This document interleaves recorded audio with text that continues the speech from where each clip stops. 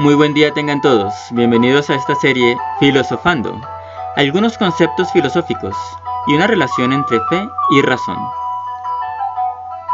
En esta oportunidad hablemos de los hitos de la filosofía. ¿Cuáles son aquellos momentos esenciales para comprender la filosofía? En este video muy corto haremos daremos solo una perspectiva y hablaremos de los hitos de la filosofía en determinados momentos de la historia. Lo haremos a partir de los nombres que me parecen más significativos, no por lo que hayan dicho, sino por lo que representan. Entonces iniciamos evidentemente con Tales de Mileto. El primer hito de la filosofía es la búsqueda del origen de la realidad, del origen del mundo, del elemento físico que origina el mundo. O sea que la filosofía se origina con una pregunta que actualmente es el objeto de estudio de la física. Busca el origen de las cosas y sus relaciones entre sí. Ese es el primer hito de la filosofía, lo llamamos la época de los presocráticos. Y uno de sus principales representantes sería Demócrito, quien habló del átomo, pero considero que más importante que él sería Anaxágoras, ya que Anaxágoras permite un cierto nivel de inspiración en Sócrates. Pues bien, el segundo hito es precisamente Sócrates. Podríamos decir que ahora el objeto de estudio, es decir, la pregunta principal, está en relación con la forma como el ser humano vive, es decir, sobre la sociedad, sobre la humanidad. Sería una pregunta que hoy en día podría bien estar en manos, o más bien hacer parte del objeto de estudio de la antropología o de la sociología. La filosofía en este segundo hito, en este segundo momento histórico, también tendrá autores muy importantes: Platón, Aristóteles.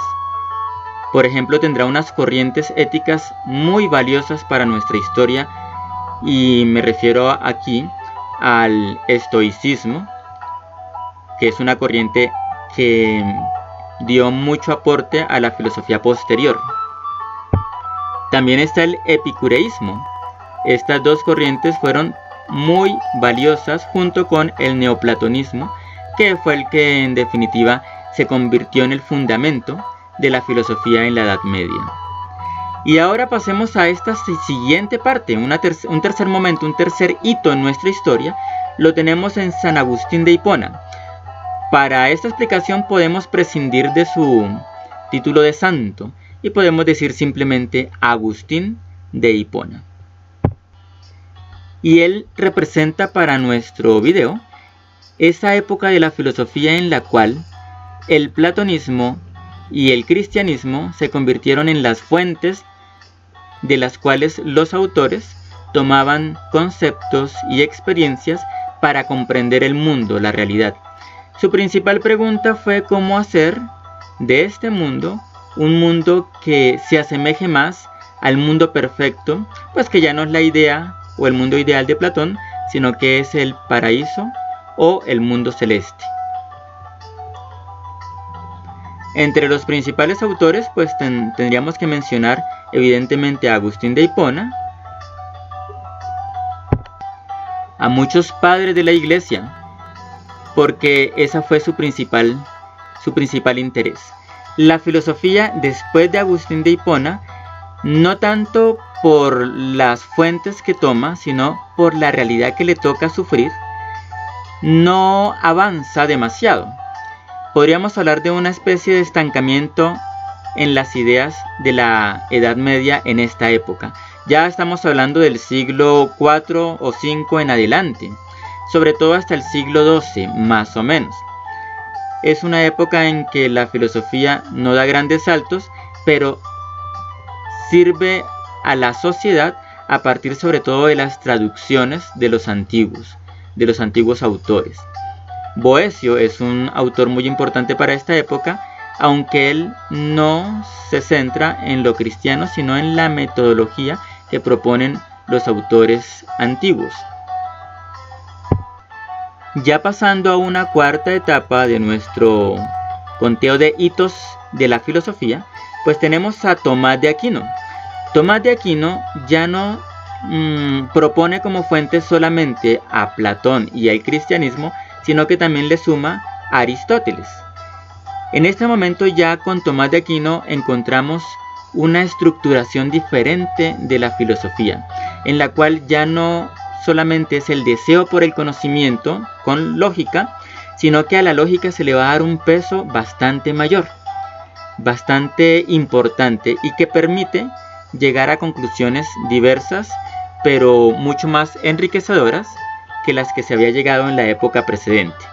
Tomás de Aquino entonces nos propone una filosofía muy rigurosa, en la cual el diálogo con el otro, con el que piensa diferente, es central para hallar la verdad. Pero ya en el siglo XVI tenemos otro hito. Bueno, Tomás de Aquino lo tenemos en el siglo XIII y su pensamiento incluso hoy en día puede ser considerado como un pensamiento válido. Claro está, pasando por encima de todos los condicionamientos culturales e históricos que tenía Tomás de Aquino.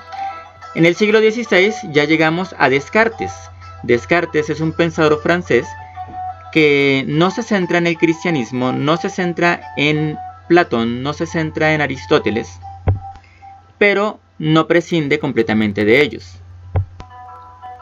Descartes nos propone un avance en la organización de esa parte metodológica, y en ese sentido podríamos decir que Descartes no es tan distante a Tomás de Aquino, pero solo en ese sentido, salvando las proporciones y las diferencias de la época o el momento histórico por el cual ambos pasaban.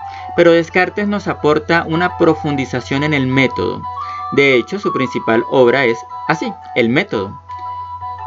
Y es un discurso en el cual nos propone una organización de la razón para llegar a la verdad.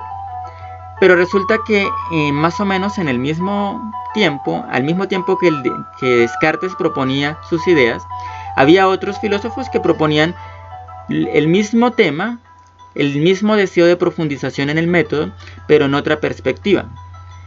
Vamos a tomar como eje a John Locke, que nos propone desde el siglo XVI este pensamiento, pero ya él es en el siglo XVIII, y nos va a proponer cómo el pensamiento es importante, pero es fundamental la experiencia, la empiria, y solo lo que los sentidos nos proponen puede llevarnos a la verdad.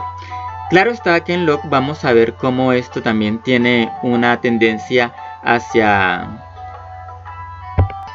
cierto tipo de relativismo que ahorita no podríamos explicar y que me permito llamar de esa manera, sabiendo que es riesgoso el concepto. Pero bien, estos dos pensadores se van a constituir en la base de una verdadera etapa, de un verdadero hito que yo considero más importante que Descartes y que Locke, y es Immanuel Kant. Ya en el siglo XIX, o más bien entre el siglo XVIII y el siglo XIX, Immanuel Kant nos habla de la razón y nos dice cómo la razón puede llegar a la verdad, pero tiene sus límites. Como hemos visto, desde Tomás de Aquino hasta Kant, nos damos cuenta que ya la filosofía se está centrando no en el mundo, no en la sociedad, sino más bien en el conocimiento en sí mismo. Y es por eso que hemos hablado de Descartes y el método, de Locke y la forma como se organiza la información que nos dan los sentidos, o sea, el método, y en Kant también los límites de la razón y de la experiencia y cómo la razón y la experiencia tienen que trabajar unidas para llegar a la verdad. O sea, seguimos hablando de un método. El siguiente hito es Hegel. Hegel es posterior a Kant, no por mucho tiempo, él es del siglo XIX también, y en Hegel ya tenemos una precisión. Y esta precisión es que solo podemos conocer aquello que nuestra razón nos permite conocer, pero es a través de la vida. Sin embargo, Hegel le da un peso grandísimo a la razón y habla del espíritu absoluto. No es momento para explicar la filosofía de Hegel, pero sí para decir o aclarar que en Hegel encontramos el idealismo como la única forma de conocer y existir. Ya hay muchas características de su pensamiento que escapan al interés de este video. De Hegel podemos ver la influencia que tuvo en Marx, la influencia que tuvo inclusive en todo el vitalismo del siglo XIX. Hegel ha influenciado a muchos autores y de Hegel hacia acá la filosofía siempre se ha detenido a mirar su pensamiento, a estudiar su pensamiento. Un siguiente hito en la filosofía, aunque podríamos dejar todo el pensamiento del siglo XIX y la mitad del siglo XX a partir, digamos, condensado en lo que Hegel propuso, pero podríamos decir que otro hito de la filosofía es Wittgenstein y cómo él da un giro en el lenguaje. Con Hegel ya sabíamos que la idea es la que produce la verdad o la que permite encontrar la verdad, pero con Wittgenstein vamos a darnos cuenta que la idea se verbaliza y que la palabra es la que realmente permite el lenguaje, permite comprender la realidad, el lenguaje. Ya llegamos con Wittgenstein hasta Lyotard, que nos aclara que ese lenguaje prácticamente produce la realidad. Y es cuando hablamos ya de la posmodernidad en la cual nos encontramos en el momento presente. Muchas gracias por escuchar. Espero que no haya causado confusión alguna palabra o alguna expresión que haya dicho. Y simplemente nos hayamos detenido a comprender esos hitos de la filosofía que nos permiten entender su historia. Dios les bendiga.